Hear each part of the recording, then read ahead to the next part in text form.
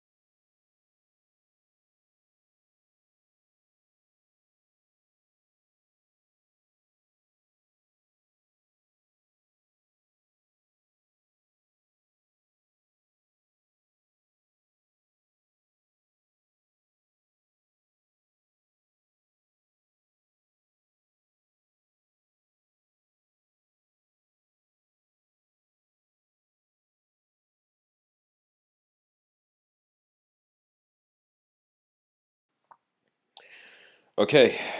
All right. The commands of hidden hope. Hello, everyone. Welcome to tonight's episode. Tonight's episode will be kind of diving into certain archetypes that may appear in the future, which means that the story of man will change to a point where he will have to create his own strength.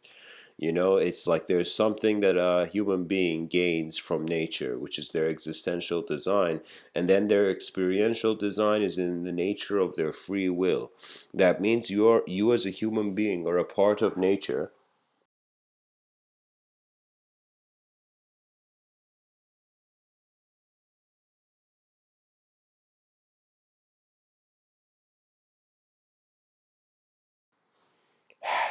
a part of nature that is aware of itself.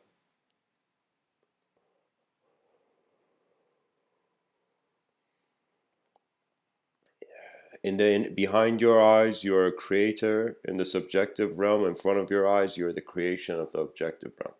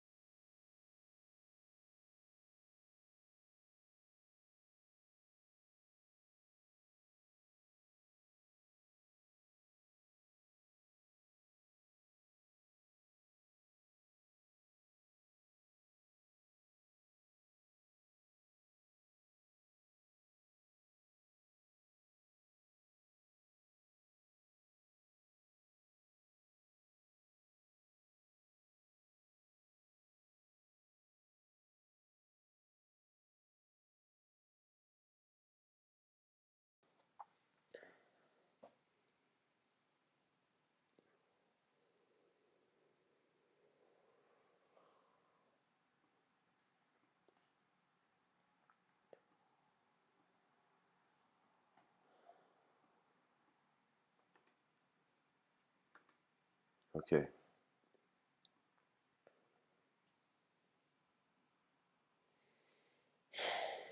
I guess what I'm trying to kind of communicate here is that human beings will find themselves in certain situations where their free will's creative ability will become limited. In those moments, they have to confront the unknown and they will inevitably be pushed into a situation of acceptance. The thing about nature, the thing about the desires of man, is that the desires of man are something that, in some sense, are an addition to nature. They are a way of filtering meaning.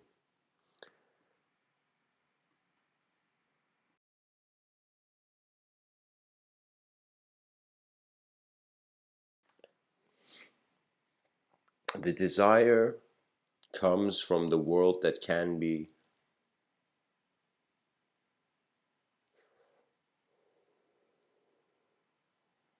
and the pull of conscience, the push of desire comes from what can be, the pull of conscience comes from what should be. In life, when you are especially exploring the content of your mind, how in some sense subjects, meaning, words, language, how they all incorporate are part of your intelligence. Eventually, there will be dead ends, certain simulations and projections of realities, meaning that will suddenly stop on their tracks. They will stop because it's like the meaning, either the reality becomes void and it's like surpassed by a greater reality. So, kind of like an onion style multidimensionality from the inner kind of onion sphere, we're going to the outer onion sphere, right? So the realization of that which holds the dimension suddenly becomes more supreme than what that dimension is, what dimension is being held.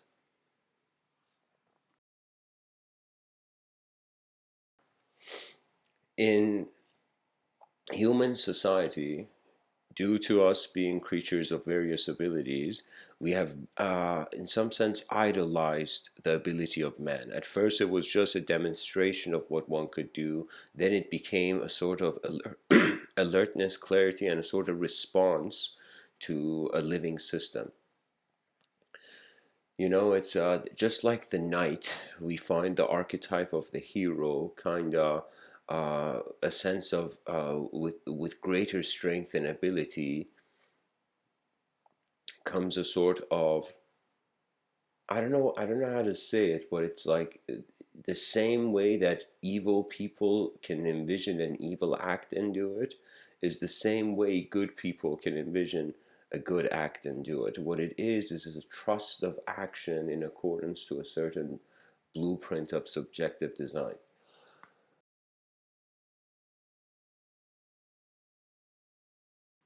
Another way of saying this is as if like the person is entertaining various parallel realities of what they can do next. Like you can imagine in tomorrow various locations you can go to. But you see, it's as if like unless you choose, unless you move a certain direction, it's as if they're all just potential. Kind of like how through a scientific lens we have potential energy and kinetic energy.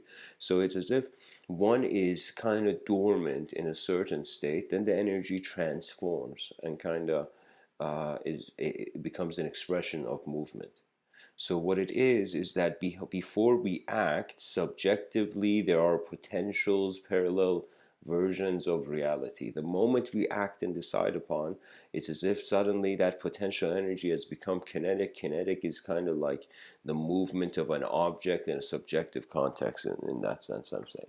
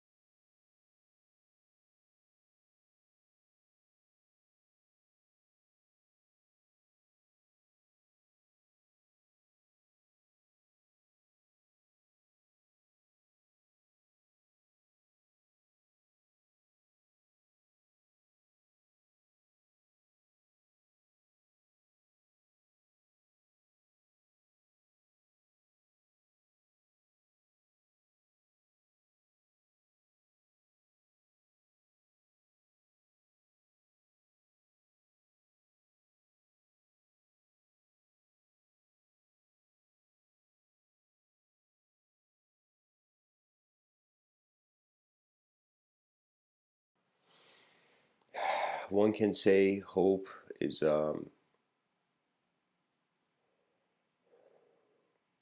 when one sees more from the same thing. Every person identifies with a sort of design and shape. The moment you have identified with a shape, you will feel like a puzzle piece, and the puzzle piece will feel as if it has been built and designed for its world. So, really, human beings are, I find, dividing their attention into two different ways. They either look at reality and they feel they're a part of it, or they look at this world and they don't feel they're a part of it. And those people who look at this world and they notice there's a shape to them, they will think of the value of their shape. And what that means is we are wondering why we are here. And eventually, the puzzle piece kind of idea is a suggestion that we put it in a story. So you can say everyone is a sort of character in a story, or a character looking for the right story, the story they're meant to be.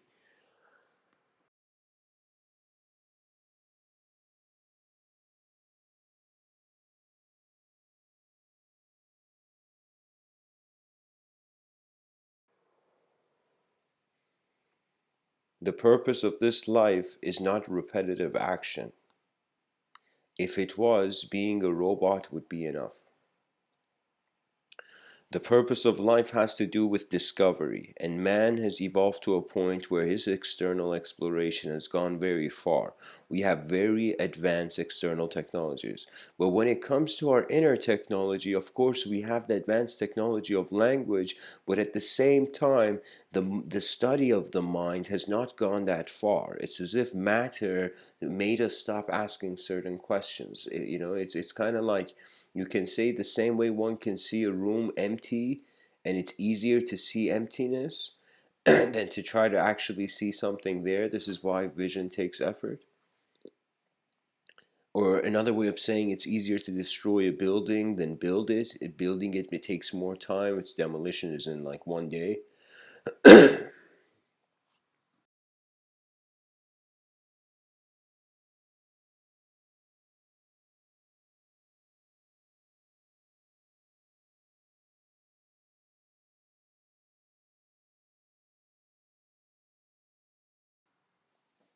It's easier to see matter than wondering about if there could be something beyond matter.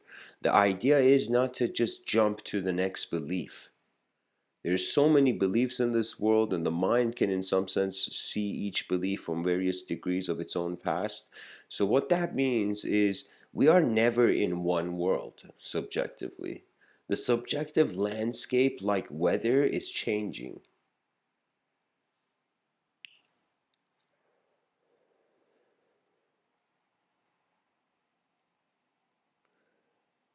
There is an emotional self that must be remembered. There is an objective self that is instantly just accessible. And then there's the subjective self, which has to do with how one feels about their body and how one feels about thought in the moment. That means if I ask you, what is your relationship with thought? You know, it's either a kind of mirage, or it's in some sense the person is observing, just like how you observe, let's say, an object in the room. You're observing language from a distance that has image. So for example, recently two very important words have found being, and it's this concept of emotional stability. And for example, the concept of emotion and the concept of stability find themselves united. It's as if when I look at the word emotion, there's a sort of image that arises, and when I look at the word stability, a certain image arises. So, what is the mind doing? The mind is throwing something in the air and then reacting to it. So, you can say what thinking is actually action oriented. A person who in some sense acts or moves, that movement also is how fascinating is this? We are like like our minds and brains are like kind of like a sort of satellite dish. However, the satellite dish's reception is based on our expression. So how you express yourself will suggest how you feel about receiving phenomena.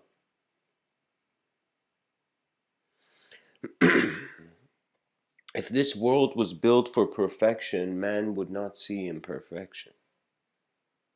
The world is neither here to be a best case scenario, and it's neither here to be a worst case scenario. It's simply a sort of table we are at as a species.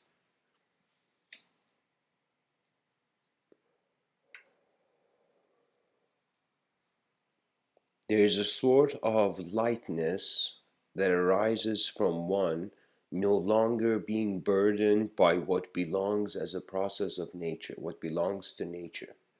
You know, it was as if I claimed my body as a thought only to realize the particles of the body are changing, and at the same time, the concepts that this body adopts and embodies is also changing. So, what does that mean? That means we really can't hold on to anything. This is why Alexander the Great, when he passed away, he was put on a boat, burning boat, as he was sent to the sea. At the same time, his hands were open, you know, and he had instructed his arms to be open, and people wondered why Alexander the Great had done that, and it's because to show that even though this man came and conquered and had a lot, he's kind of telling you when death comes, everybody leaves empty-handed. It's a sort of wisdom that arises from accepting what you are rather than constantly escaping and trying to be something you're not. You know, you will always know. I find this is in just nature. The person will know instinctually, intuitively, where they need to be and what they need to do when they have attained the sort of honesty. I'm not joking. The easiest way to fix any sort of karmic turbulence is to begin living for 1 week as an honest man. An honest man means you're too simple to deceptively be complex.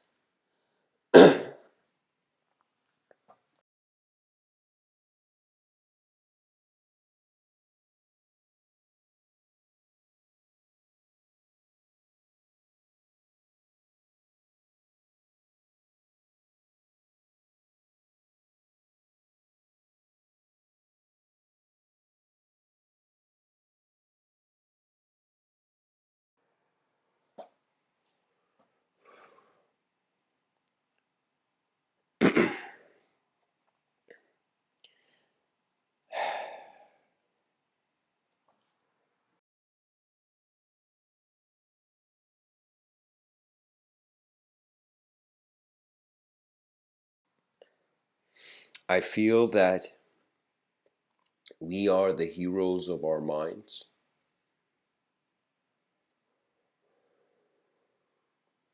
We are the champions of our conception. And just like how there is, with the adoption of greater responsibility, the access to a new realm, it's as if man is looking, is the soul is endlessly looking for shapes to wear.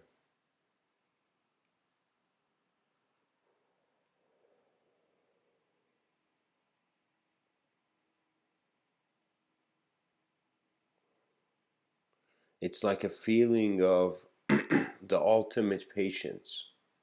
The ultimatum of patience was revelation. The patient man sees what impatience does not allow.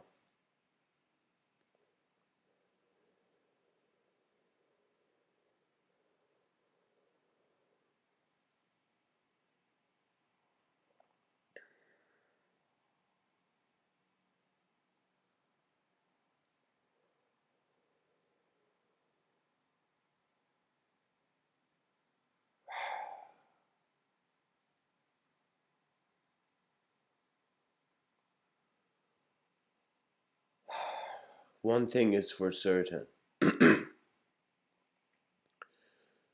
only humans understand humans well.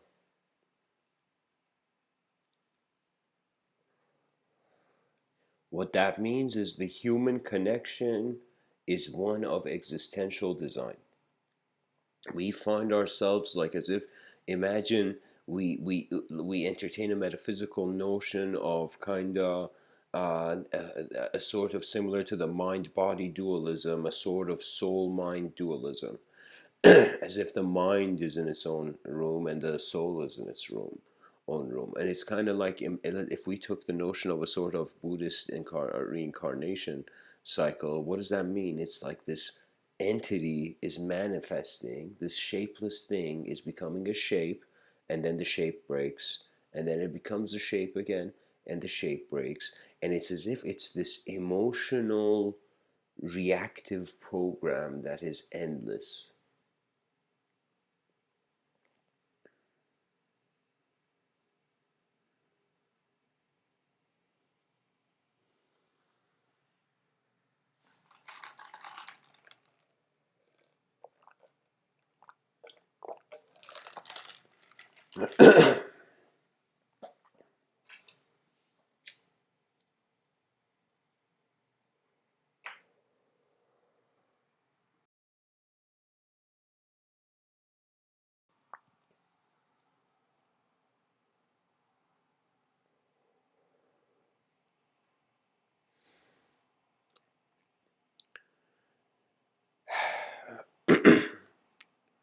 It's kind of, it was a question for me when I was younger, that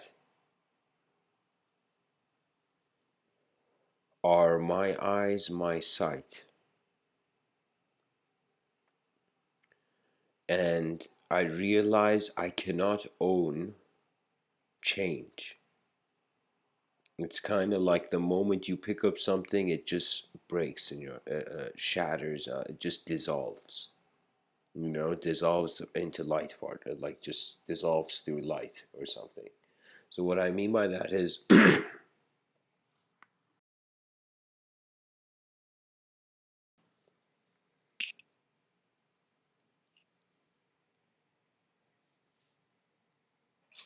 life of the world is a thought in the void.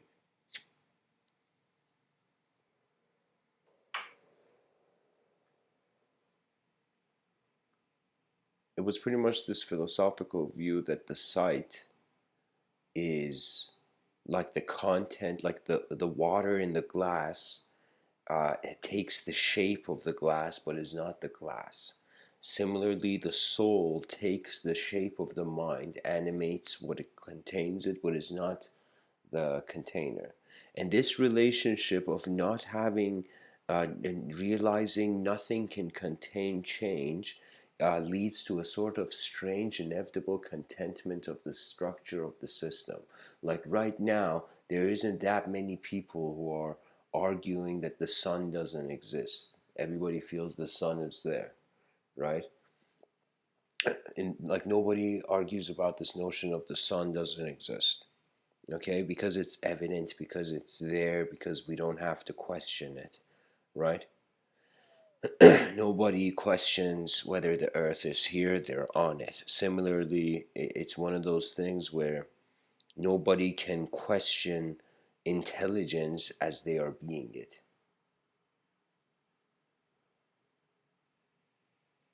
I have looked at my body, I've looked at my face in the mirror, I have looked at my eyes, and I've wondered what's moving them. And I have concluded it to, on certain days to be the sort of field of intelligence. On certain days, I've concluded that it's just a sort of particular movement. Sometimes I've ascribed the mind to various dimensions that the world can be seen through, especially in civilization, where there's the cultural program, various social programs, and in some sense language is keeping it all together, and when language evolves, so does everything that language is held onto. So it's we can say we are image oriented creatures, and language is a way of transferring the images that we have in some sense contained or related to be honest, what it is just like how a cell copies itself, and it leads to becoming an organism. Similarly, man, it's like one thought is trying to go beyond itself and end up copying itself. So what does that mean? That means your mind is being you, but when you see others, because you can't see from their eyes, they are also being your mind. So what does that mean? That means all these words that you're hearing I'm saying is being your mind. That means your mind is seeing life in these words, based on the accumulation of your experiences.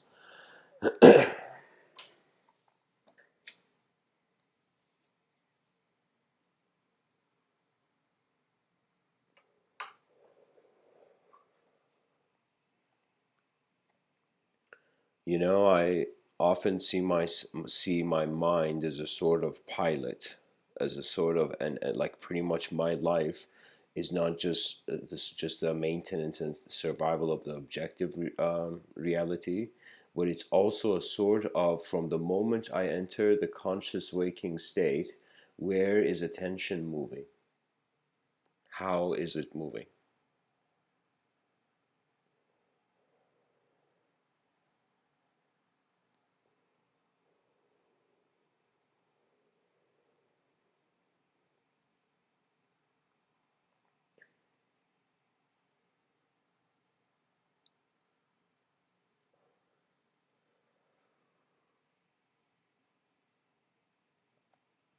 If we just see a materialistic perspective, when two people are talking to each other, is it like atoms are talking to each other?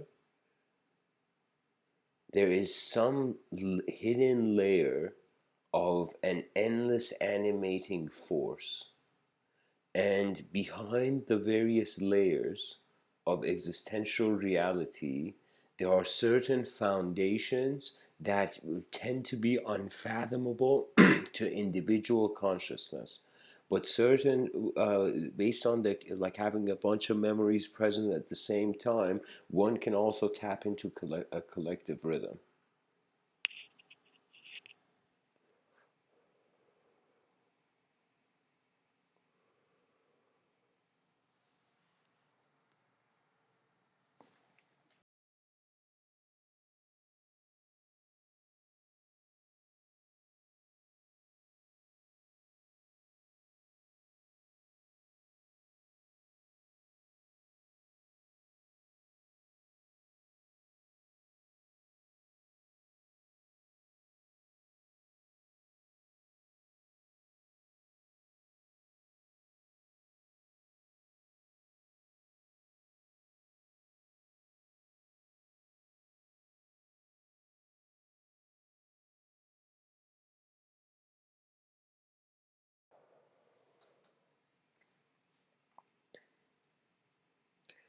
Let's imagine by the year 2400, if humanity is still around, it will reach a point where it will ask, like we will have two types of pilots: pilots of external skies and pilots of inner skies. The pilots of inner skies are pretty much trying to reacquaint man's relationship with the observer within. Every person must begin cultivating a relationship with the observer within. What does that mean? That means begin to revere the present moment, begin to see a sort of reverence and divinity to your moment, as if it's like sometimes. How can I tell you? Life has already moved the chess pieces, and as you listen to your intuition, you end up being in the moments that you need to.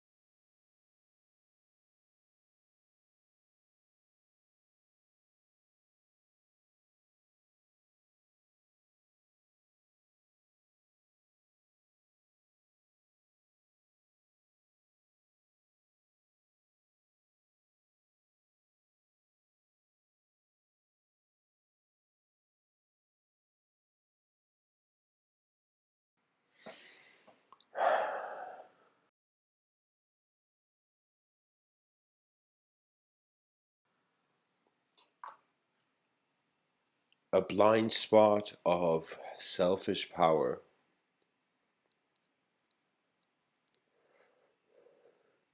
is a sort of personal exile into solitude. This is kind of discussed in the psychology of the archetype of the person that thinks they are superior. I don't know if there's something called the superiority complex, but it's pretty much there are certain people I've seen, and of course, it's not them, it's the ideas they harbor, the ideas they carry. It's like sometimes when you carry an idea for too long, after a while, you will expect that idea to carry you. Anything you have invested too much of your attention in, it becomes a part of you. And after some time, it's as if you will expect a living relationship with the what you have identified.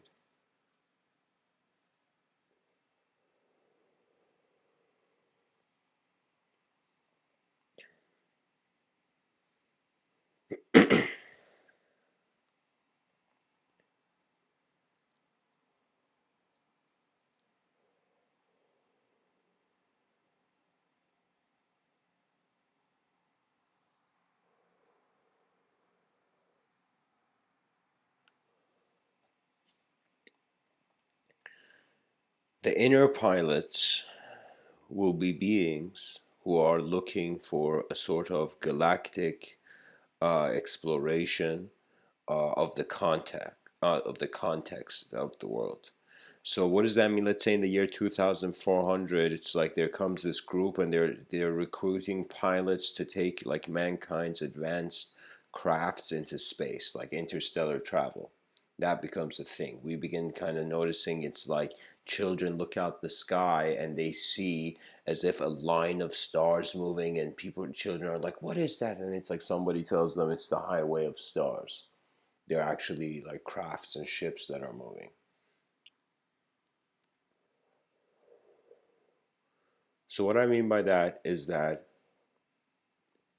if there is a need for the external pilot to go further until the results of an interstellar civilization kind of relationship is adopted, what that means is we are relating with our environment. So because we are human creatures on the planet earth, we identify with that image, but there will come a point where people will realize when the image and the archetype is not enough, the archetype breaks and new archetype is adopted. This is a kind of transformation of the mind. The belief is a cocoon, and once it travels through it, there is something new. And that new, that novelty of the moment is actually the liberating factor. It's how the unknowns, like, don't freak out, you piece of knowledge. Don't freak out, knowledge. It's like the unknown is here. Change will occur. And contentment with change is the most eternal thing one can do. The observance of change is an eternal state. Did you not know?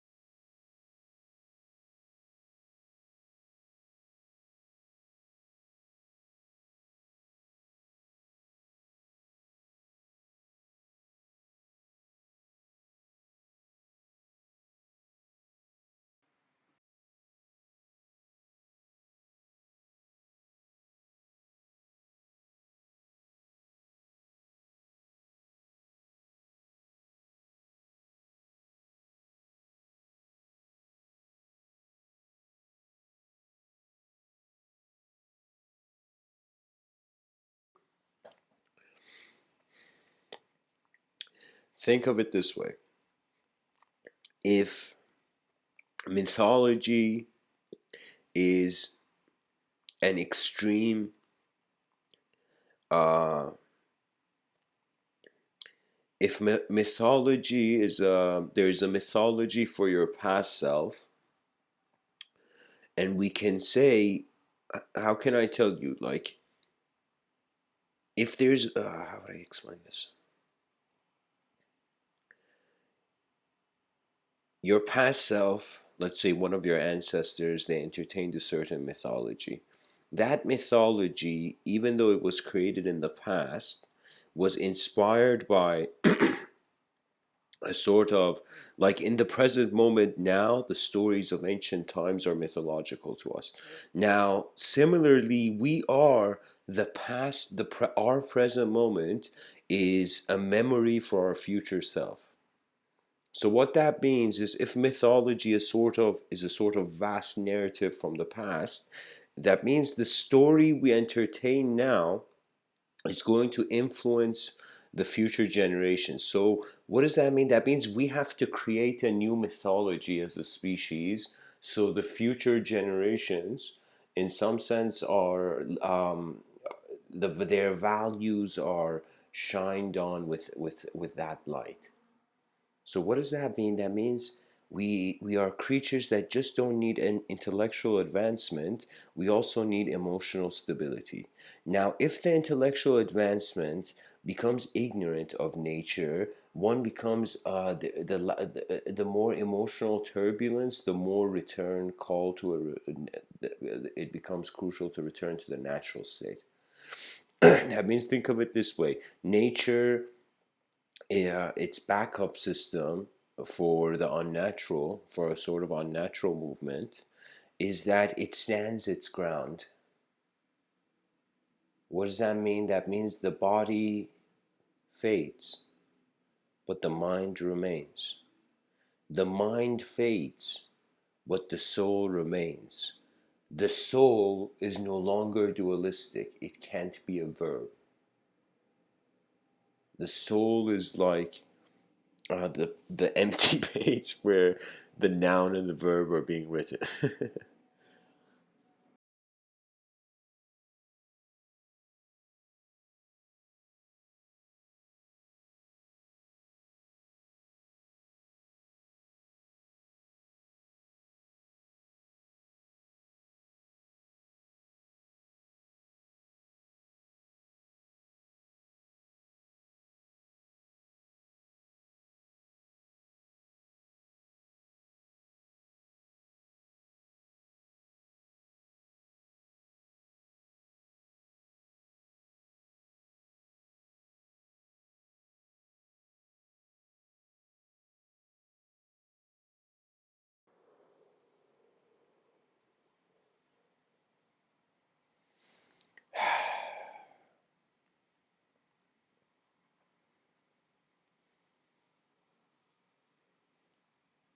The world is just like how people's emotions decide their decision when they're in a sales situation. That means if the person feels like it, they will buy the product. If they don't feel like it, they won't. Right? So it doesn't matter how much the person rationalizes, it's a sort of emotional, there's an emotional component to the decision. So what does that mean? That means any result from any scientific experiment will end up being a story where eventually there will be a sort of emotional judgment upon. So what does that mean? That means we really, the value of our knowledge is creating or preserving the values of the world through a new mythology.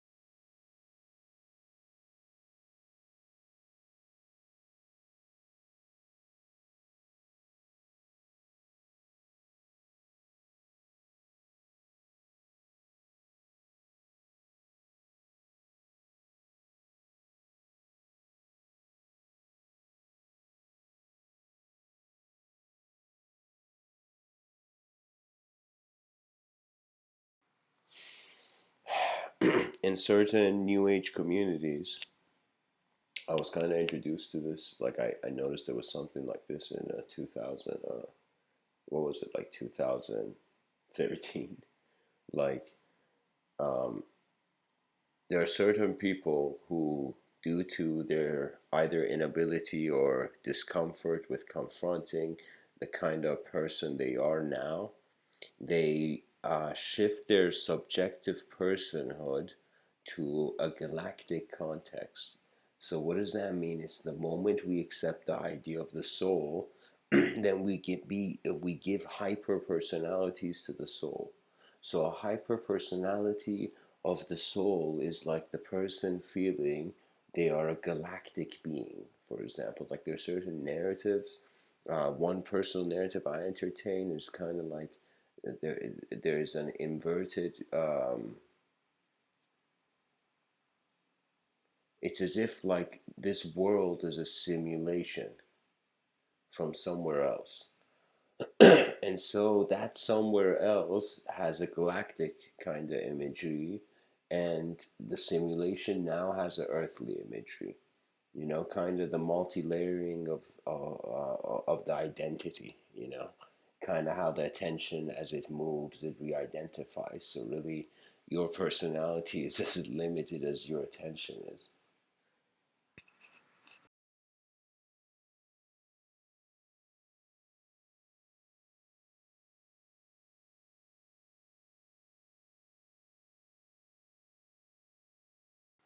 Rumi has a quote that goes something like, don't be satisfied by the stories of others, go unfold your own myth, something like that. What that means is you are alive once. The mind is accessible once. Only you have access to your eyes, so only you can know your true value. Now, if society doesn't care for the person can act childish and hate it. Be like, I hate this place. Why should I care for this world that doesn't care for me?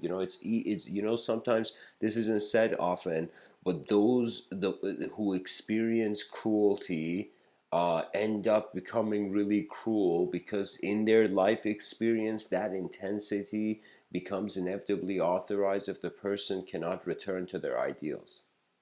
So here's the thing of there being careful and mindful not to hang on to hate, because it leads to a sort of subconscious obsession. That means it's like the human being really needs endless feedback. This is kind of nourishment, feedback of its progress, right? So, what does that mean? That means if the human being is doing work every day, suddenly one day the person doesn't work and has to stay in the house.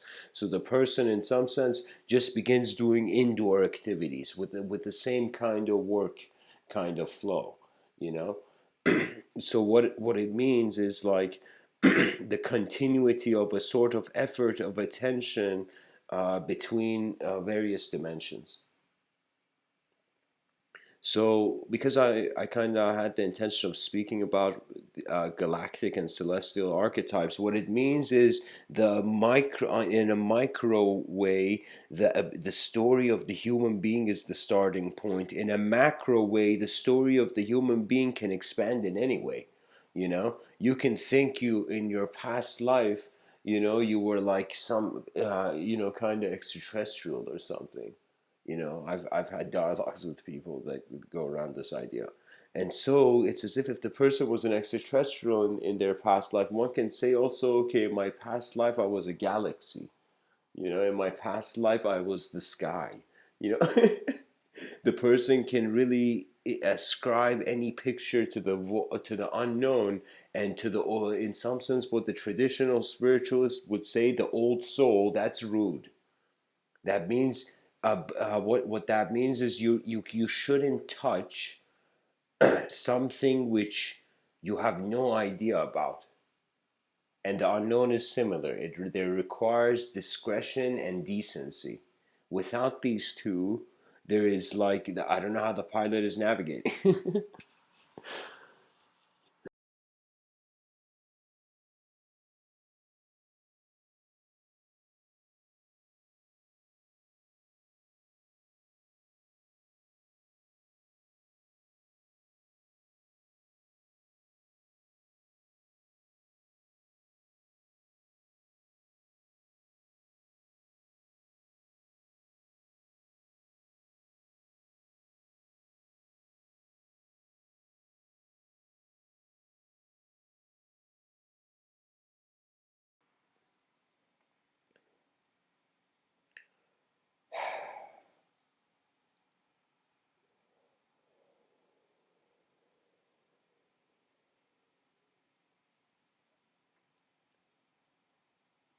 The macrocosm gives hope to the microcosm.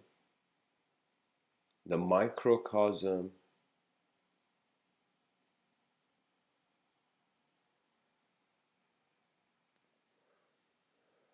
gives purpose to the macrocosm. The greatest warrior, after defeating all his opponents, will become a servant of the world. You know, this is something they say, that only true mastery can bow. Did you know this? That it's like only true power. It's like there's a sort of power where King Arthur, stop, I'm going to pull out this sword. You know, I'm going to rule this moment. I'm going to be the greatest self of selves, you know? And so it's like King Arthur pulls that sword out, and it's like a sort of kind of the warrior's greatest kind of roar, you know?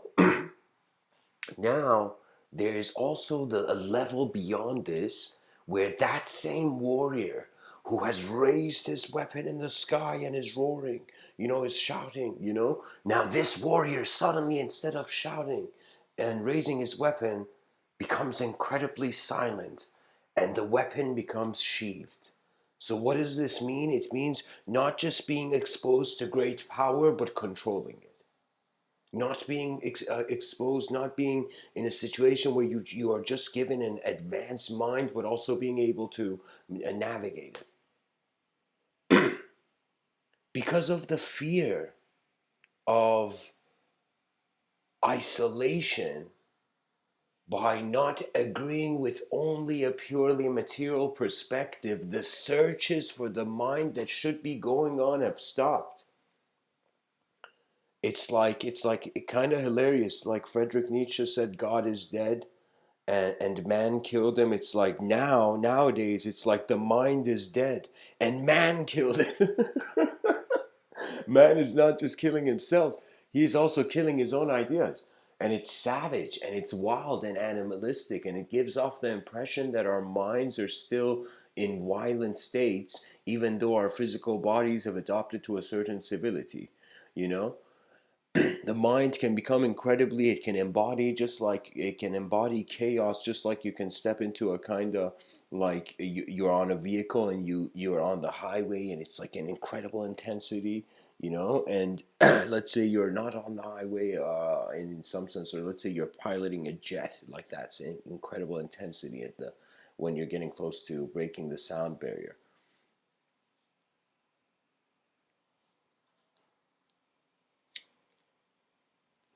The mind is kind of similar. It works with various intensities in accordance to how the objectivity is held. When in kind of like Japanese Zen mindset, it was as if like there required to be a balance between heaven and earth. What that another way of saying that there requires to be a balance between the known dimensions of man and the unknown dimensions of man. And the only way there can be balance is by the recognition that the only thing that the known dimension can do is that it has free will to act, and that is it. We see more options and we can act upon them. That is our difference from a robot. A robot would probably be like it would lack the emotional side. It would be like a brain without a personality. You know, it's just a machine of calculation.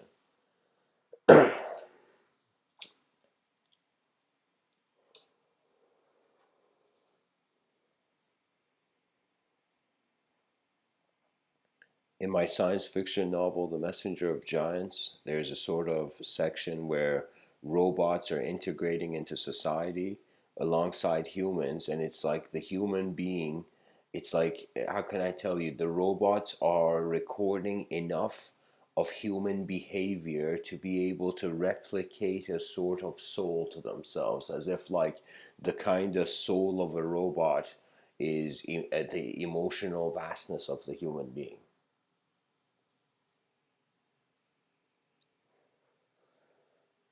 Because the human being's emotions are not only rhythmic, not only like signals received,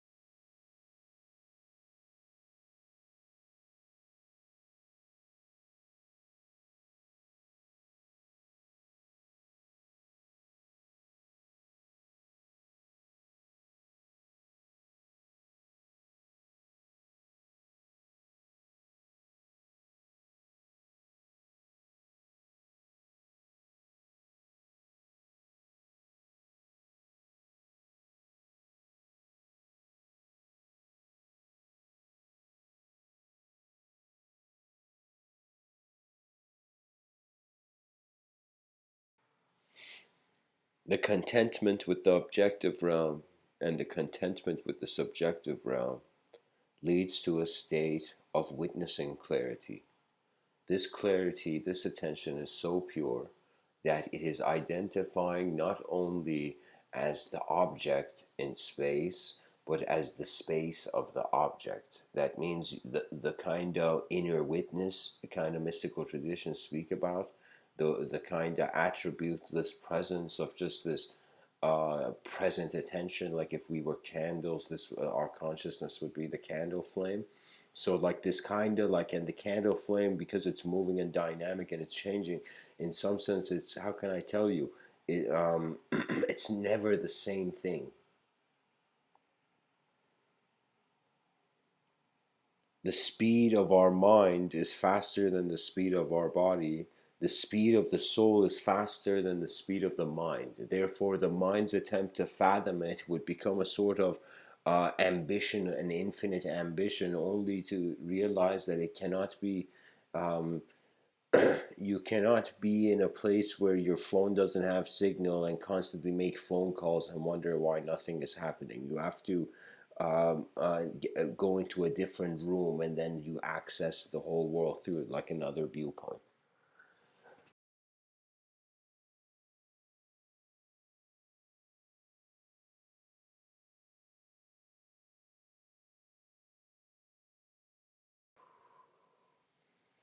We do require stories as responses to phenomena.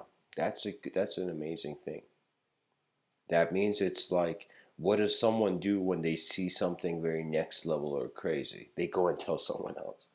It's like, what do you do with data? You use it, and once you're done using it, you transfer it.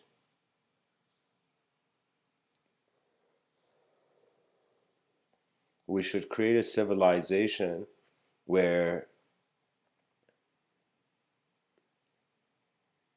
people are endlessly giving gifts to each other.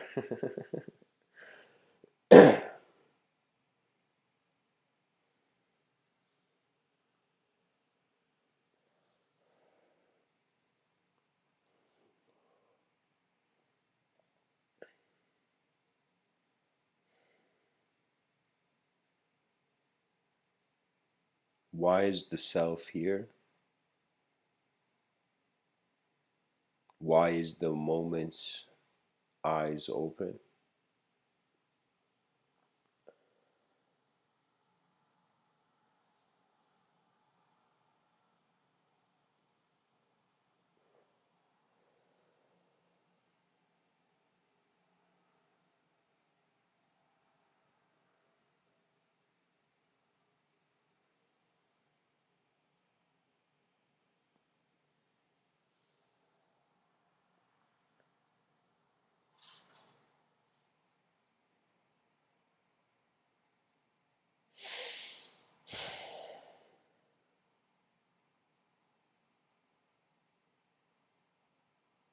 Because design needs an audience.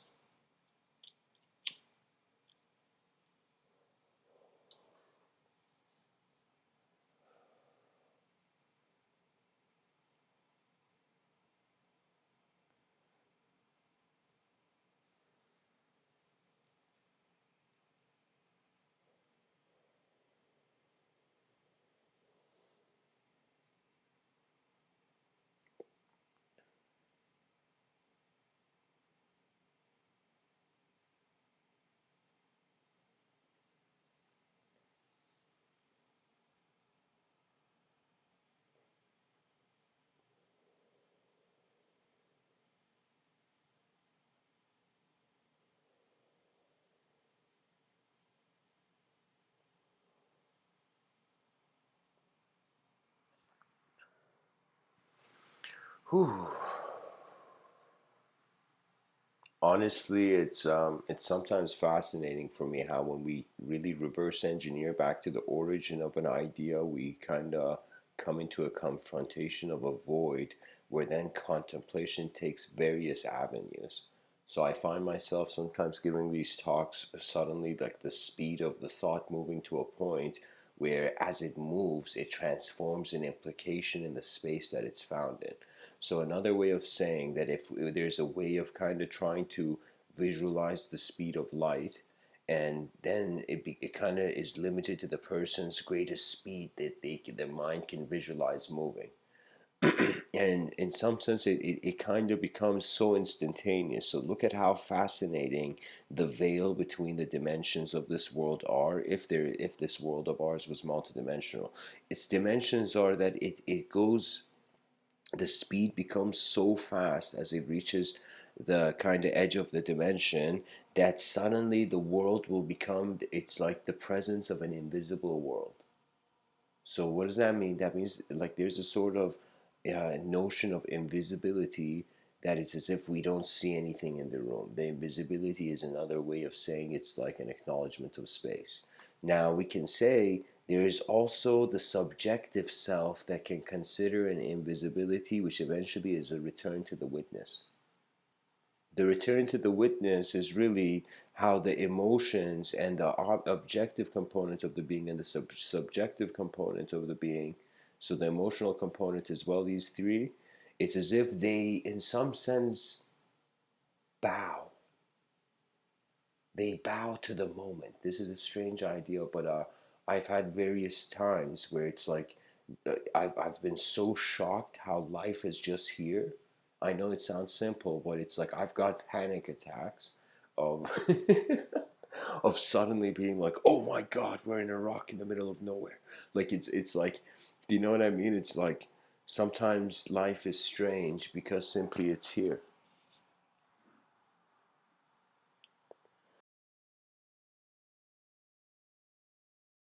There's nothing normal about a rock in the middle of nowhere.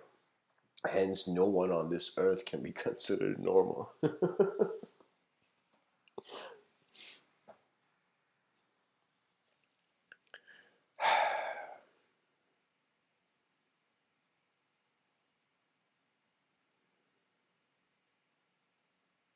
When you awaken beyond yourself, I feel life evolves from a dream into a sort of content reality.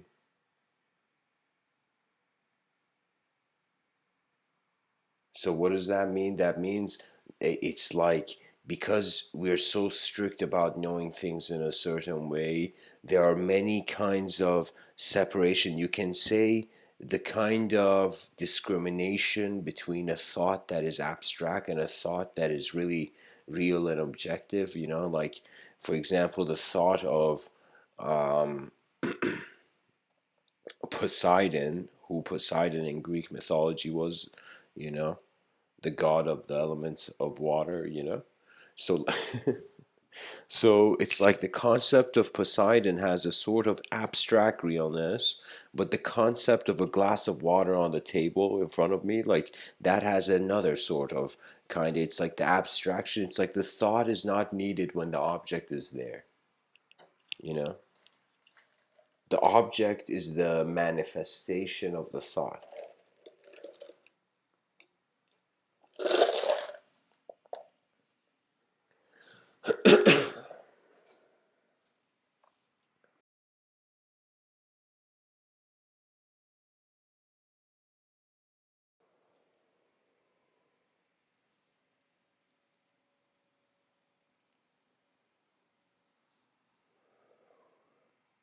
When the soul doesn't fear the moment, it becomes the universe.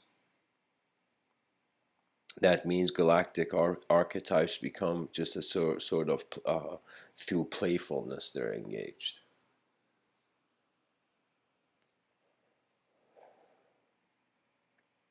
Human beings must be seen as all passengers in a plane of existence. And when I say plane, I mean like a sort of dimension of being, and also like an actual plane.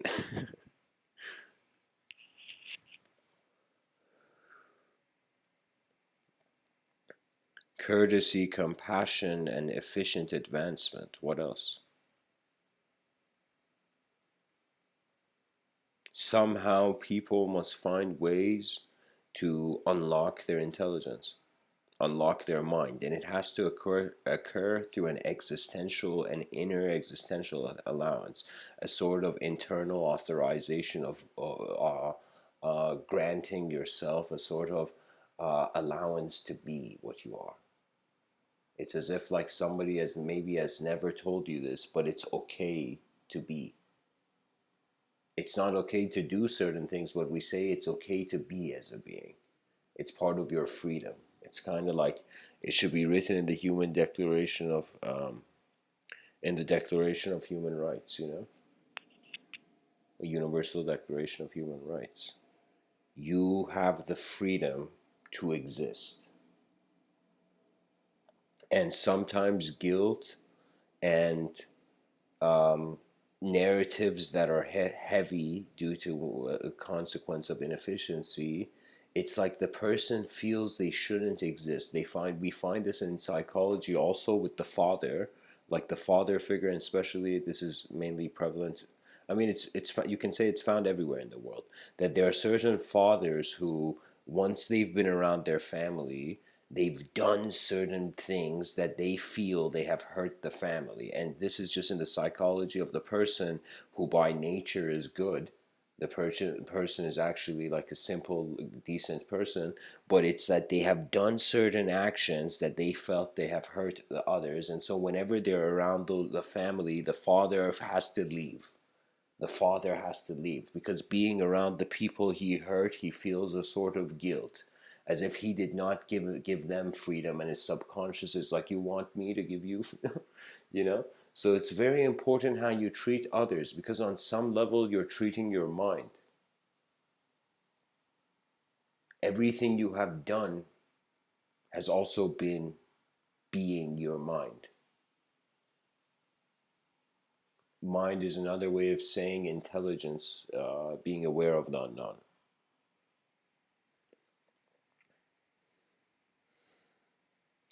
So, anyways, guys, I hope this talk was helpful. I'm probably going to speak about celestial and galactic archetypes in another talk, but pretty much their implication.